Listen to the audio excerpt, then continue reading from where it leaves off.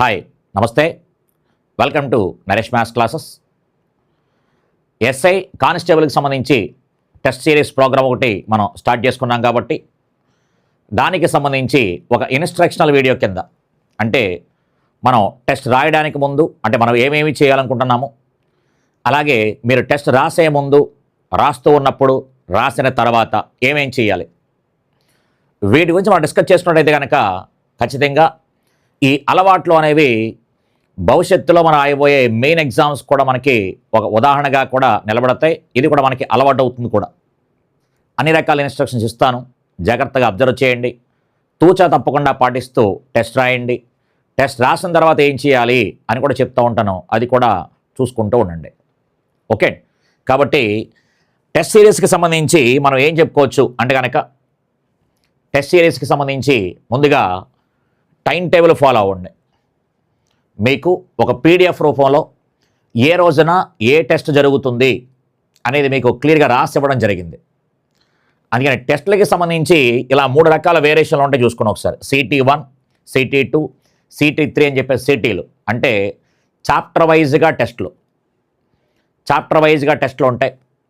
అలాగే అంటే మనం డేట్లు ఇచ్చేసాం, ఏ రోజున ఏ టెస్ట్ జరుగుతుంది, సిలబస్ ఏంటి, ఆ సిలబస్లో ఆ టాపిక్ మీద మనకి ఎన్ని బిట్లు వస్తాయి అని కూడా మనకి ఇవ్వడం జరిగింది. ముందుగా ఇవి డిజైన్ చేసేటప్పుడు ఎలా ఆలోచిస్తామంటే కనుక అర్థమెటిక్ రీజనింగ్కి సంబంధించి టైం టేబుల్ ఇవ్వడం జరిగింది. అర్థమెటిక్ రీజనింగ్కి సంబంధించి మనం ముందుగా టైం టేబుల్ ఇవ్వడం జరిగింది, జాగ్రత్తగా అబ్జర్వ్ చేయండి. ఎప్పుడైతే మనకి ఈ సిటీలు, ఎంజీటీలు పూర్తయిపోతాయో ఆటోమేటిక్గా అప్పుడు గ్రాండ్ టెస్ట్లు స్టార్ట్ అవుతాయి. అందులో మనం జిఎస్ కూడా కలిపి ఇవ్వడం జరుగుతుంది.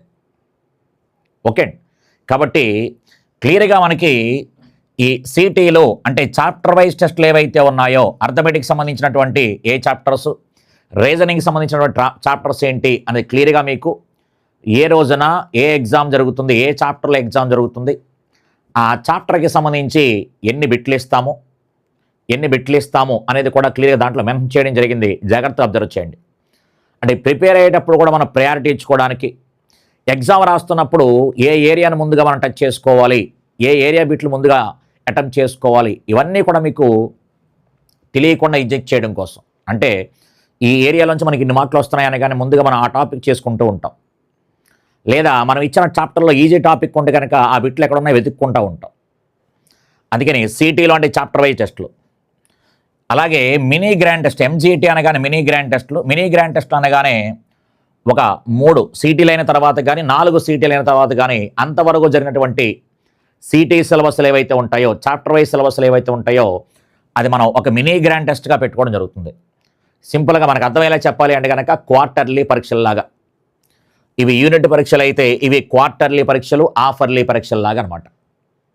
ఓకే, ఇక లాస్ట్గా మనం గ్రాండ్ టెస్ట్లు అంటే కనుక మనకి మీకు ఆల్రెడీ గ్రాండ్ టెస్ట్ ఉన్న అర్థమెటిక్ సపరేట్గా గ్రాండ్ టెస్ట్ వస్తుంది, రీజనింగ్ సపరేట్గా గ్రాండ్ టెస్ట్ వస్తుంది. మీకు ఇచ్చిన ప్రజెంట్ ఈ టైం టేబుల్లో మీకు ఏమవడం జరిగింది అంటే కనుక అర్థమెటిక్ రీజనింగ్కి సంబంధించిన టైం టేబుల్ ఇవ్వడం జరిగింది. ఆ సిలబస్ అక్కడికి పూర్తయిన తర్వాత ఆ తర్వాత మళ్ళీ టైం టేబుల్ ఇవ్వడం జరుగుతుంది, మళ్ళీ మీకు షెడ్యూల్ ఇవ్వడం జరుగుతుంది. ఆ షెడ్యూల్లో ఈ మళ్ళీ అర్థమెటిక్ రీజనింగ్తో పాటుగా జిఎస్ను కూడా యాడ్ చేస్తూ మనం ఇవ్వడం జరుగుతుంది. అయితే జిఎస్ యాడ్ చేసినప్పుడు కేవలం తెలుగు మీడియం మాత్రం ఇవ్వడం జరుగుతుందండి. జిఎస్ యాడ్ చేసినప్పుడు కేవలం తెలుగు మీడియం క్వశ్చన్లు మాత్రం ఇవ్వడం జరుగుతుంది, ఇంగ్లీష్ మీడియం ఉండదు జిఎస్ ఇచ్చినప్పుడు. ఓకే, అర్థమెటిక్ రీజనింగ్ అనేది మనకి ఇంగ్లీష్ మీడియం వస్తూ ఉంటుంది, తెలుగు మీడియం వస్తూ ఉంటుంది, కానీ జిఎస్ వచ్చినప్పుడు మాత్రం కేవలం తెలుగు మీడియం మాత్రం క్వశ్చన్లు మాత్రం వస్తాయి. ఓకే, గ్రాండ్ టెస్ట్ మనం యాడ్ చేసినప్పుడు గ్రాండ్ టెస్ట్లో మీకు ఏదైతే టైం టేబుల్ ఇచ్చామో అంటే సిటీలు, ఎంజీటీలు అయిన తర్వాత ఓకే ఈ రకంగా మనం షెడ్యూల్ డిస్కస్ చేసుకోవడం జరుగుతుంది. అలాగే ఎగ్జామ్కి ముందు మీకు ముందుగా షెడ్యూల్ ఇవ్వడం జరుగుతుంది కాబట్టి మనం ఏం చేయాలి, పలానా రోజు ఎగ్జామ్ ఉంది అనగానే మనం ఇప్పటి నుంచి మీకు ఎగ్జామ్కి ఈరోజు ఎగ్జామ్ జరిగింది అంటే కనుక మనకి మధ్యలో 3 days గ్యాప్ వస్తుంది. మధ్యలో 3 days గ్యాప్ వచ్చి ఆ నెక్స్ట్ డే ఏదైతే వస్తుందో ఆ నెక్స్ట్ డే టెస్ట్ వస్తుంది. మధ్యలో 3 days గ్యాప్ ఇచ్చి మధ్యలో మనకి నెక్స్ట్ డే టెస్ట్ వస్తుంది.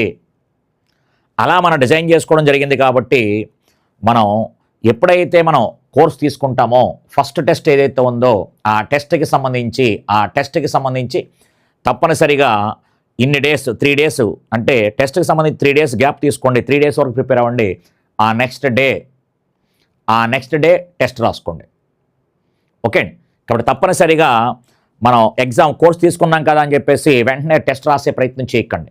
ఖచ్చితంగా 3 డేస్ మనం ఏ టాపిక్ అయితే ఫస్ట్ టెస్ట్ పెట్టామో ఆ ఫస్ట్ టెస్ట్కి సంబంధించి 3 డేస్ ప్రిపేర్ అయిన తర్వాత మీరు ఎగ్జామ్ రాసే ప్రయత్నం చేయండి తప్ప ఇమీడియట్గా రాసేయద్దు ఎప్పుడు కూడా. ఎందుకంటే ప్రిపేర్ అవ్వకుండా ఎప్పుడు కూడా మనం టెస్టులు రాస్తే ఉపయోగం లేకుండా ఉంటుంది. టెస్ట్ సిరీస్ కానీ లేదా మీరు టెస్టులు రాయడం ఎందుకు రాస్తున్నారు? మనం నేర్చుకున్నది ఎంతవరకు ప్రజెంట్ చేయగలుగుతున్నామో అని తెలుసుకోవడం కోసం. మనం ఏమీ నేర్చుకోకుండా ఏ ఎఫర్ట్ పెట్టకుండా ఫస్ట్ టెస్ట్ రాసేస్తే ఉపయోగం లేదు కదా. ఓకే. దానితో పాటుగా మీరు జాగ్రత్తగా పట్టుకోవాల్సిన పాయింట్ ఏంటంటే దీంట్లో మన టెస్ట్ సిరీస్ అనేది ఆన్లైన్లో రాసేటప్పుడు ఒకసారి మాత్రమే ఓపెన్ అవుద్ది. ఆన్లైన్లో రాసేటప్పుడు ఒకసారి మాత్రమే ఓపెన్ అవుతుంది. అందుకని మీరు టెస్ట్ అటెంప్ట్ చేయడానికి ముందే ఆన్లైన్లో అటెంప్ట్ చేసేటప్పుడు కొంచెం జాగ్రత్తగా టైం చూసుకొని అటెంప్ట్ చేయండి. ఓకే. లేదు అనుకుంటే కనుక మీరు ఆఫ్లైన్లో కూడా అటెంప్ట్ చేసుకోవచ్చు. దాంట్లో మీరు పీడిఎఫ్ ఉంటుంది. అదేంటి సార్ ఆన్లైన్లో 1 టైం అటెంప్ట్ చేసిన తర్వాత మనకు క్వశ్చన్లు ఉండవా అంటే కనుక మీకు పీడిఎఫ్ ఉంటుంది కదా. పీడిఎఫ్ జిరాక్స్ తీసుకోండి. పీడిఎఫ్ జిరాక్స్ తీసుకొని మీరు ఆన్లైన్లో ఒకసారి రాసిన తర్వాత పీడిఎఫ్ మీరు జిరాక్స్ తీసుకొని మీ దగ్గర పెట్టుకుంటే కనుక దానికి సంబంధించి ఏ డౌట్స్ వచ్చినా మనం ఎక్స్ప్లెనేషన్ ఇస్తున్నప్పుడు కానీ మీరు దగ్గర పెట్టుకొని చూసుకోవడానికి అవకాశం వస్తుంది. లేదు ఆఫ్లైన్లో ఎగ్జామ్ రాద్దాము అనుకుంటే కనుక ముందుగా జిరాక్స్ తీసి పెట్టుకొని మనం ఏ టైంకి అయితే రాద్దాం అనుకుంటున్నామో ఆ టైం నుంచి దాంట్లో టైం డ్యూరేషన్ ఏదైతే ఉందో నువ్వు ఖచ్చితంగా ఒక అలారం పెట్టుకొని ఫాలో అవ్వాలి. అది ఆన్లైన్లో రాసేటప్పుడైతే మనకి టైం రానే ఉంటుంది కాబట్టి ఆటోమేటిక్గా క్లోజ్ చేస్తుంది. సబ్మిట్ చేసిన వెంటనే మనకి మార్కులు కూడా ఇస్తుంది. ఓకే. కాబట్టి మనకి ఆన్లైన్ ఓపెన్ చేసేటప్పుడు మనకి ఒకసారి మాత్రం ఓపెన్ అవుతుంది. అంటే ఎందుకు ఇన్నిసార్లు చెప్తున్నానంటే కనుక మన టెస్ట్ సిరీస్ అంటే టెస్ట్ సిరీస్ లాగా ఫీల్ అవ్వాలి. మనం యాప్లో రెగ్యులర్ క్లాసులో టెస్ట్లు పెట్టినప్పుడు ఏం చేస్తాము 3 టైమ్స్ రాసుకోవచ్చు అని చెప్పాను. ఓపెన్ చేసిందని మళ్ళీ కూడా ఓపెన్ చేసుకోవచ్చు. కానీ ఇక్కడ మనం టెస్ట్ సిరీస్ అని చెప్పాం కాబట్టి ఒకసారి చూసిన తర్వాత మళ్ళీ దాని టెస్ట్ సిరీస్ అనరు. ఇక్కడ మన ప్రిపరేషన్ కోసం పెట్టట్లేదు. లేదు నువ్వు చూసుకోవాలి అంటే కనుక ఆల్రెడీ చెప్తున్నాము పీడిఎఫ్ దాంట్లో ఉంటుంది కాబట్టి పీడిఎఫ్ డౌన్లోడ్ చేసుకొని దాన్ని జిరాక్స్ తీసుకోండి, దగ్గర పెట్టుకోండి. కావాలనుకుంటే మళ్ళీ ఆఫ్లైన్లో కూడా రాసుకోవచ్చు మీరు. ఇంకా మీకు పేపర్ మీ దగ్గర ఉంది కాబట్టి ఎన్నిసార్లు రాసుకోవచ్చు. కానీ ఒక్కసారి పేపర్ చూసిన తర్వాత మళ్ళీ అటెంప్ట్ చేయడం అనేది కరెక్ట్ కాదు. సరదాగా చూసుకోవడం తప్ప మళ్ళీ అటెంప్ట్ చేయడము మళ్ళీ మార్కులు తెచ్చుకుందాం అది కరెక్ట్ కాదు. ఓకే. కాబట్టి మనం జాగ్రత్తగా చేయాల్సిన పని ఏంటంటే కనుక మనకి ఎగ్జామ్కి ముందు ఒక 3 డేస్ అయినా ప్రిపేర్ అయిన తర్వాత నెక్స్ట్ డే టెస్ట్ రాయండి కోర్స్ తీసుకున్న తర్వాత. ఓకే. 3 డేస్ ప్రిపేర్ అవ్వండి. ఎందుకంటే మనం ఇచ్చిన టైం టేబుల్ ప్రకారం టెస్ట్ జరుగుతూ ఉంటుంది. దాంట్లో ఉంటాయి కాబట్టి కొంతమంది ముందు తీసుకుంటారు, కొంతమంది తర్వాత తీసుకుంటూ ఉంటారు. అందుకని నువ్వు ఎప్పుడు తీసుకున్నప్పటికీ ఫస్ట్ నుంచి తీసుకున్న వాళ్ళ టైం టేబుల్ని ఫాలో అయిపోతూ ఉంటారు. అలాగే తర్వాత ఎవరైతే తీసుకుంటారో తర్వాత ఎవరంటే మనం స్టార్ట్ చేసిన వెంటనే అందరూ తీసుకోవాలని రూల్ లేదు కదా. కొంతమందికి అప్పుడే తెలియకపోవచ్చు, కొంతమందికి లేట్గా తెలియచ్చు. ఓకే. కాబట్టి వాళ్ళు తెలిసిన తర్వాత తీసుకోవడం జరుగుతుంది. అప్పటికి 4-5 టెస్టులు అయిపోయాయి కదా అంటే టెస్టులు దాంట్లోనే ఉంటాయి. అందుకని ఫస్ట్ టెస్ట్ చూసేద్దామని ఆలోచించొద్దు. ప్రిపేర్ అయిన తర్వాత చూడండి. లేదా నువ్వు తీసుకునే సమయానికి ఏ టెస్ట్ అయితే రన్ అవుతుందో ఆ సిలబస్ చూసుకోండి. మీకు టైం టేబుల్ ఉంటుంది కాబట్టి. ఓకే. నేను ఎప్పటి నుంచి ఉన్నటువంటి టైం టేబుల్ ఇచ్చాను కాబట్టి ఆ షెడ్యూల్ ఫాలో అయిపోండి. లేదా నువ్వు తీసుకున్నప్పటి నుంచి చూసుకుంటే కనుక నువ్వు ప్రతి టెస్ట్కి 3 డేస్ గ్యాప్ వచ్చి నెక్స్ట్ డే టెస్ట్ రాసేలా ప్లాన్ చేసుకోండి. అలా మీకు ఇచ్చిన ఆ టైం టేబుల్ని జిరాక్స్ తీసుకొని దగ్గర పెట్టుకొని మీరే డేట్లు వేసుకోండి అక్కడ. ఓకే. కాబట్టి అదొకటి జాగ్రత్తగా చూసుకోండి. అలాగే ఎగ్జామ్ రాసేటప్పుడు ఇప్పుడే చెప్పాను, నువ్వు ఆన్లైన్లో రాసుకుంటున్నావా ఆఫ్లైన్లో రాసుకుంటున్నావా అనే దాని మీద జాగ్రత్తగా పట్టించుకోవాల్సిన పాయింట్ ఏంటి అంటే కనుక నువ్వు ఆన్లైన్లో రాద్దాం అనుకున్నప్పుడు ఖచ్చితంగా ప్రాపర్ వాతావరణం క్రియేట్ చేసుకొని పేపర్ ఒక్కసారి ఓపెన్ చేసిన తర్వాత మధ్యలో డిస్టర్బెన్స్ లేకుండా మీరు ఏ ల్యాప్టాప్లోనో రాసుకుంటే ప్రాబ్లం లేదు, ఏ కంప్యూటర్లో రాసుకుంటానో ప్రాబ్లం లేదు. మొబైల్లో రాద్దాం అనుకుంటే ఒకసారి మళ్ళీ ఫోన్లు వస్తూ ఉంటాయి కాబట్టి అదన్నీ జాగ్రత్తగా చూసుకొని అంటే మనకి ఎటువంటి డిస్టర్బెన్స్ లేకుండా చూసుకోవాలి. అందుకని టెస్ట్ రాసేటప్పుడు సాధ్యమైనంత వరకు మీకు ట్యాబ్ కానీ లేదా మొబైల్ కంప్యూటర్ కానీ ఉంటే కనుక ల్యాప్టాప్ కానీ ఉంటే దాంట్లో రాసుకునే ప్రయత్నం చేయండి.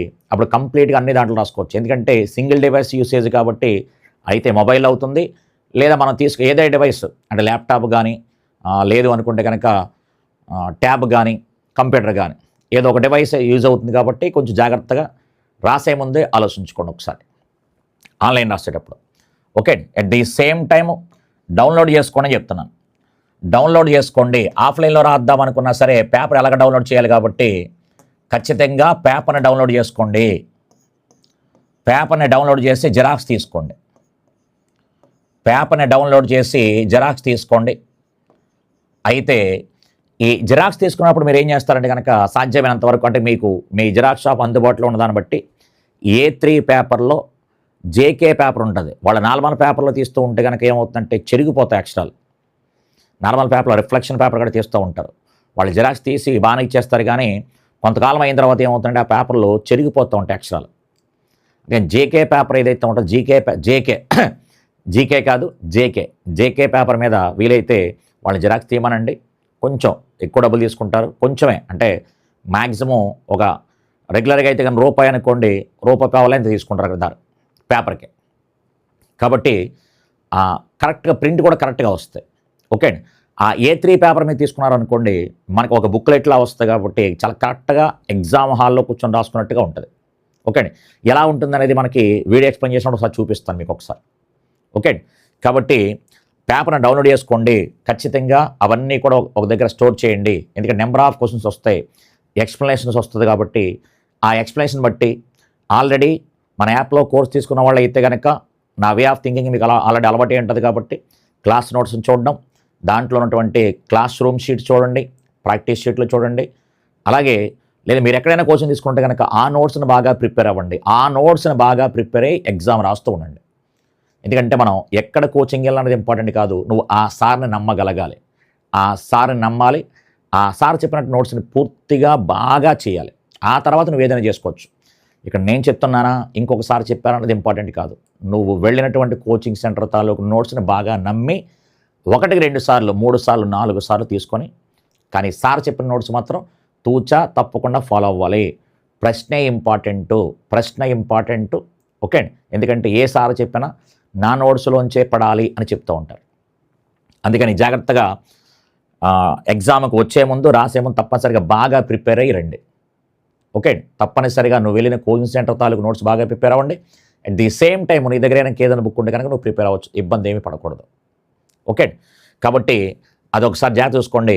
ఆన్లైన్ గురించి ఆఫ్లైన్ గురించి మాట్లాడాను. నెక్స్ట్ ఎగ్జామ్ రాసిన తర్వాత ఇది చాలా కీలకం. ఎగ్జామ్ రాసిన తర్వాత తప్పనిసరిగా నువ్వు చేయాల్సిన పని ఏంటయ్యా అంటే కనుక నీకు నువ్వుగా రివ్యూ చేసుకోవాలి. నీకు ఎన్ని మార్కులు వచ్చాయి, ఏ ఏరియాలో బిట్లు పోయాయి, ఎందుకు పోయాయి. నువ్వు టైం ఆన్ చేసి ఉంటావు కాబట్టి ఉదాహరణకి ఎగ్జాంపుల్ చెప్పుకుంటున్నాం. మన సిటీ అంటే కనుక 50 బిట్లు కాబట్టి 50 బిట్లలో ఎన్ని బిట్లు చేయగలిగావు, 50 బిట్లో ఎన్ని బిట్లు అటెంప్ట్ చేయగలిగావు. 50 బిట్లో మనకి నెగిటివ్ స్కోర్ లేదు కాబట్టి 50 బిట్లు అటెంప్ట్ చేసేస్తావు. కాబట్టి ఇందులో మనకి ఎన్ని మార్కులు వచ్చాయని చూస్తున్నావు. వచ్చిన మార్కులు గెస్సింగ్ మార్కులు ఎన్ని, ఒరిజినల్గా వచ్చిన మార్కులన్నీ చెక్ చేసుకోవాలి. అదే చాలా ఇంపార్టెంట్. నువ్వు ఒరిజినల్గా రాసిన మార్కులన్నీ గెస్సింగ్ మార్కులన్నీ కూడా తెలుసుకోవాలి. గెస్సింగ్ మార్కులు కూడా పోయినట్టుగా ఫీల్ అయ్యి ఆ టాపిక్ని ఒక్కసారి నువ్వు ఎగ్జామ్ రాసిన రోజునే మనం ఒక 2 చాప్టర్లు ఒక చాప్టర్కి సంబంధించి కాబట్టి అర్థమెటిక్ రీజనింగ్ అదొక 2 చాప్టర్లు, ఇదొక 2 చాప్టర్లు, లేదా ఇది ఒక చాప్టరు అదొక 2 చాప్టర్లా ఉంటుంది. ఎందుకంటే మనం ఇచ్చిన షెడ్యూల్లో సిటీలు పూర్తయ్యేసరికి అర్థమెటిక్ అంతా కలిసి ఒకసారి రిపీట్ అవుతుంది. అదే మనకి రీజనింగ్ అయితే కనుక 2 సార్లు అయిపోతుంది మనం ఇచ్చిన షెడ్యూల్ ప్రకారంగా. అంటే తెలియకుండా చాలా బలంగా చదువుతాం అనమాట. అందుకని ఆ టాపిక్ని మళ్ళీ ఒక్కసారి ఆ రోజే గట్టిగా మళ్ళీ ప్రిపేర్ అవ్వాలి. ఒకసారి రివిజన్ చేసుకోవాలి. మనకి ఎందుకు పోయింది అని ఆలోచించాలి. అలాగే ఎగ్జామ్కి వెళ్ళే ముందు కూడా మన ప్లాన్ని కరెక్ట్గా అప్లై చేసామా లేదా చూసుకోవాలి. ఎందుకంటే ప్లాన్ మనకంటూ ఎగ్జామ్కి వెళ్ళే ముందు ఒక ప్లాన్ వేసుకుంటూ వెళ్ళాలి.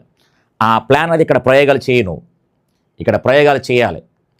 ప్రయోగాలు చేసిన తర్వాత నీకంటూ ఒక సొంత ఆలోచన క్రియేట్ అవుద్ది. చివరిగా ఫైనల్ ఎగ్జామ్లో ఆ ఆలోచనతో ఇక్కడ రాసి ఒక ఆలోచన కంటిన్యూ చేసుకుంటూ వెళ్ళిన తర్వాత చివరి ఫైనల్ ఎగ్జామ్లో అల్టిమేట్గా నువ్వు సక్సెస్ కొడతావు. ఓకే అండి. కాబట్టి ఖచ్చితంగా ఎగ్జామ్ రాసిన తర్వాత నువ్వు రివ్యూ చేసుకోవాలి. నీ గురించి నీకు తెలియాలి. ఏదో ఎగ్జామ్ రాశాను అని అనుకుంటే కనుక నువ్వు కోర్స్ తీసుకోకపోవడం అనేది ఉత్తమం. ఎగ్జామ్ రాశాను, మాస్టర్ పెట్టారు, సరదాగా రాద్దాము, అప్పుడప్పుడు చూద్దాం అనుకుంటే కనుక వద్దు. డబ్బులు వేస్ట్. ఓకే, డబ్బులు కూడా వేస్టే. కాబట్టి నువ్వు నిజాయితీగా ప్రిపేర్ అవుదాం అనుకుంటేనే, అంటే ఇప్పుడు ఏదైతే మనం చెప్తున్నామో టైం టేబుల్ ఫాలో అవ్వడం కావచ్చు, ఆన్లైన్లో టెస్ట్ రాయడం కావచ్చు, ఎగ్జామ్ కూర్చునేటప్పుడు కావచ్చు, ఆ టైం కంప్లీట్గా దీనికి అంకితం కావచ్చు, ప్రిపరేషన్కి సంబంధించి కావచ్చు. టెస్ట్ రాసే ముందు 3 days ఖచ్చితంగా ప్రిపేర్ అయ్యి ఉండాలి. ప్రిపేర్ అయ్యి తీరాలి. ఎన్ని అవాంతరాలు వచ్చినా ప్రిపేర్ అవ్వాలి. ఓకే. కాబట్టి పండగ ఉంది, పబ్బాలు ఉన్నాయి, అవి ఉన్నాయి, ఇవి ఉన్నాయి అని చెప్పేసి వెళ్తే ఇక్కడ మనకి నిన్ను కూర్చోబెట్టి నేను చేయించలేను కదా ఎగ్జామ్. అందుకని నువ్వు ఒక్కసారి ఖచ్చితంగా కోర్స్ తీసుకునే ముందు రాసే ముందు కూడా పూర్తిగా నీకు నువ్వు బాధ్యత వహించగలగాలి. నీకు నువ్వు రివ్యూ చేసుకోగలగాలి. నువ్వు రివ్యూ ఎప్పుడైతే చేసుకోగలుగుతావో అప్పుడు నెక్స్ట్ ఎగ్జామ్కి ఇంకా బాగా ప్రిపేర్ అవ్వడానికి అవకాశం వస్తుంది. ఓకే. ఏ ఎగ్జామ్ అయినా మనం కొట్టడానికి 6 నెలలు. ఒక 6 నెలలు జాగ్రత్తగా ప్రిపేర్ అయితే కనుక మనం అనుకునే జాబ్ని ఈజీగా కొట్టేయచ్చు. ఓకే అండి. కూడదనుకుంటే ఒక 8 నెలలు, 6 నెలల నుంచి 8 నెలలు తప్ప అంతకు మించి అవసరం లేదు. ఓకే అండి. ఈ విషయాలు తెలియక చాలామంది సంవత్సరాల తరబడి అలా ప్రిపేర్ అవుతూనే ఉంటారు. గమనించండి ఒకసారి, సంవత్సరాల తరబడి ఉన్నారు, ప్రిపేర్ అవ్వలేదు. 6 సంవత్సరాల తర్వాత జాబ్ వచ్చింది అంటాడు. 6 సంవత్సరాల బట్టి ప్రిపేర్ అవ్వలాడు. ఆడ జాబ్ రావడానికి ముందున్నటువంటి ఆ సంవత్సరం ఏదైతే ఉందో ఆ సంవత్సరంలో కష్టపడ తప్ప మిగతావన్నీ గాలికి తిరిగాడని అర్థం. నేను పక్కాగా చెప్పగలను విషయంలో. ఓకే అండి. 6 ఏళ్ళ పాటు కూర్చున్నాడు, 6 ఏళ్ళు కూర్చుండగానే జాబ్ వచ్చింది అనుకోవడం చాలా పొరపాటు. అంతవరకు టైం వేస్ట్ చేశాడు. అంతవరకు చాలామంది టైం వేస్ట్ చేస్తూ ఉంటారు. ఎగ్జామ్ గురించి తెలుసుకోరు. ఓకే అండి. ప్రాపర్ గైడెన్స్ తీసుకోరు. ప్రాపర్ గైడెన్స్ లేక ఎగ్జామ్ గురించి తెలుసుకోకుండా కొంతమంది ఏదో గుడ్డెద్దు చేలో పడ్డట్టు అలా చదువుతూ ఉంటారు. ఎందుకు ప్రిపేర్ అవుతున్నారో తెలీదు, ఎలా ప్రిపేర్ అవ్వాలో తెలీదు. ఓకే అండి. ఒక ప్రాపర్ గైడెన్స్ లేకుండా ప్రిపేర్ అవుతూ ఉంటారు. అందుకని మ్యాక్స్ మనకి 6 నుంచి 8 నెలలు, 6 నుంచి 8 నెలల ప్రిపరేషను. అక్కడి నుంచి గట్టిగా రాసుకుంటూ అక్కడి నుంచి టెస్టులు రాసుకుంటూ వెళ్ళాలి. ఎగ్జామ్కి అయ్యేసరికి 1 yearలో కంప్లీట్ క్లియర్ అంతే. ఇది గవర్నమెంట్ జాబ్. అంతకంటే ఎక్కువ టైం కేటాయిస్తూ ఉండిపోకూడదు. ఈ 1 year పాటు మన గురించి మనం ఎంతలా ఉండాలంటే కనుక మనం ప్రేరణ చెందుతూ ఓకే. కాబట్టి ఎట్టి పరిస్థితుల్లో జాబ్ కొట్టాలి అని చాలా బలమైన కోరిక మనకి లోపల ఉండాలి. అలా ఉంటే మన ప్రిపరేషన్ ఉంటుంది. అలా కాకుండా మనకి నోటిఫికేషన్ వస్తే ప్రిపేర్ అయిన వాళ్ళు చాలామంది ఉంటారు. 100 మంది ఉంటే 90 మంది నోటిఫికేషన్ వచ్చిన ప్రిపేర్ అయిన వాళ్ళు చాలామంది ఉంటారు. మరి అలాంటప్పుడు వాళ్ళు ఎందుకు వస్తాయి? మరి ఈ 10 మంది పరిస్థితి ఏంటి? ఇదేనే జీవితము, ఈ సంవత్సరం ఎలాగైనా కొట్టేయాలి అనుకున్న క్యాండిడేట్ ఉంటాడు, మరి ఆడ పరిస్థితి ఏంటి? కాబట్టి మన వే ఆఫ్ థింకింగ్ అనేది చాలా చాలా ఇంపార్టెంట్. ఓకే. కాబట్టి మనం ఖచ్చితంగా రివ్యూ చేసుకోవాలి. నేనేంటి అని ఆలోచించుకోగలగాలి. మీరు కోర్సు తీసుకునే ముందే ఈ వీడియో చూస్తున్నారు కాబట్టి తప్పనిసరిగా ఇవన్నీ మనం ఫాలో అవ్వగలుగుతాము. నాకు జాబ్ కావాలి, నేను నిజాయితీగా ప్రిపేర్ అవుతాను అని అనుకుంటేనే కోర్స్ తీసుకోండి. డబ్బులు వేస్ట్ చేయకండి, టైం వేస్ట్ చేయకండి. ఓకే. ఇప్పుడు తప్పనిసరిగా మీరు చేయాల్సిన పని ఏంటంటే కనుక ఏదైతే టైం టేబుల్ ఇచ్చో టైం టేబుల్ ఫాలో అవ్వడం, అలాగే ఎగ్జామ్ రాసే ముందు ఏం చేయాలి, ఎగ్జామ్ రాస్తున్నప్పుడు ఏం చేయాలి, ఎగ్జామ్ రాసిన తర్వాత ఏం చేయాలి, మరీ ముఖ్యంగా ఎగ్జామ్ రాసిన తర్వాత ఏం చేయాలని చాలా ఇంపార్టెంట్. ఓకే. ప్రిపరేషన్కి కొంతకాలం కేటాయిస్తే మనం ఎగ్జామ్స్కి అన్నప్పటికీ చాలా కొంతకాలం, అంటే ఆల్మోస్ట్ 6 months ప్రిపేర్ అయితే ఒక 3 months పాటు కంటిన్యూస్గా, లేదా ఒక 6 months పాటు కంటిన్యూస్గా, ఏదైనా 1 year మనల్ని మనం మర్చిపోయి చదవగలగాలి. అలా చదవగలిగితే నెక్స్ట్ టైం రాబోయే భవిష్యత్తు అనేది మనకి చాలా ఎక్స్ట్రాడినరీగా ఉంటుంది. టోటల్ మన కుటుంబమే మారిపోద్ది. మన కుటుంబం మారిపోద్ది, మన కుటుంబ వాతావరణం మారిపోద్ది, మన చుట్టూ ఉన్న వాతావరణం కూడా చాలా మారిపోద్ది అనమాట. అంటే మన రాబోయే కొత్త తరాన్ని మనం నిర్మించుకోవడానికి అవకాశం వస్తుంది. ఓకే. అంటే ఎందుకు చెప్తున్నామంటే కనుక ఆల్రెడీ మా ఫాదర్ కావచ్చు, అంతకుముందు వాళ్ళు కావచ్చు, వాళ్ళు చేసిన వృత్తి తెలుసు, మా ఫాదర్ చేసే వృత్తి తెలుసు, ఇప్పుడు నేను చేస్తున్న వృత్తి తెలుసు, నా తర్వాత పిల్లలకి అంటే 1 by 1 స్టెప్ బై స్టెప్ ఎలా మారుద్ది అనేది చూశాను. లేదా నువ్వు ఎనీ గవర్నమెంట్ తాలూకు ఉద్యోగం కొట్టినటువంటి, అంటే వ్యాపారం చేస్తూ అవ్వట్లేదా అంటే కనుక వాళ్ళు అవుతారు, కానీ వీళ్ళకి చిన్న తేడా ఉంటుంది. అది నేను చెప్పడం కంటే మీరు అబ్జర్వ్ చేసుకుంటే బెటర్.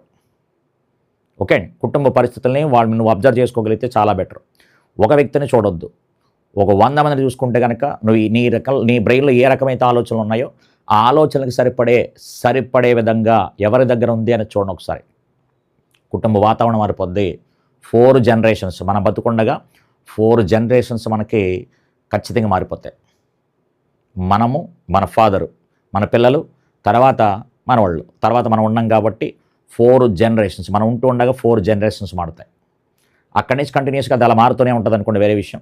ఓకే అండి. కాబట్టి ఖచ్చితంగా ఈ సూచనలు పాటించండి, జాగ్రత్తగా ప్రిపేర్ అవ్వండి. All the best. జాగ్రత్తగా టైం టేబుల్ ఫాలో అవ్వండి. ఎప్పుడు నేను నమ్మేది ఏంటంటే మీరు ఖచ్చితంగా హార్డ్ వర్క్ చేయాలి. మీరు హార్డ్ వర్క్ చేస్తే మీ హార్డ్ వర్క్కి నా ఆలోచన తోడు చేస్తాను, తప్పనిసరిగా సక్సెస్ అవుతారు. అంటే చెప్పాను, ప్రాపర్ గైడెన్స్లో నడిపిస్తాను. మీరు ఖచ్చితంగా హార్డ్ వర్క్ చేయాలి. నేను ఎంత ఆలోచించినా నువ్వు హార్డ్ వర్క్ చేయకపోతే సక్సెస్ అవ్వవు. అలాగే నువ్వు హార్డ్ వర్క్ చేస్తావు, నేను సరైన గైడెన్స్ ఇవ్వకపోయినా నువ్వు సక్సెస్ అవ్వవు. ఖచ్చితంగా నీ హార్డ్ వర్క్ ఉండాలి, నా ఆలోచన ఉండాలి. ఈ రెండూ కలగలిసి ఖచ్చితంగా సక్సెస్ కొట్టాలి. నువ్వు సక్సెస్ కొడితే మీ పేరెంట్స్ ఎంత హ్యాపీగా ఫీల్ అవుతారో అంతే విధంగా యాజ్ ఎ పేరెంట్ టీచర్గా ఖచ్చితంగా నేను కూడా అంతే హ్యాపీ ఫీల్ అవుతాను. ఓకే అండి. Thank you. జాగ్రత్తగా ప్రిపేర్ అవ్వండి.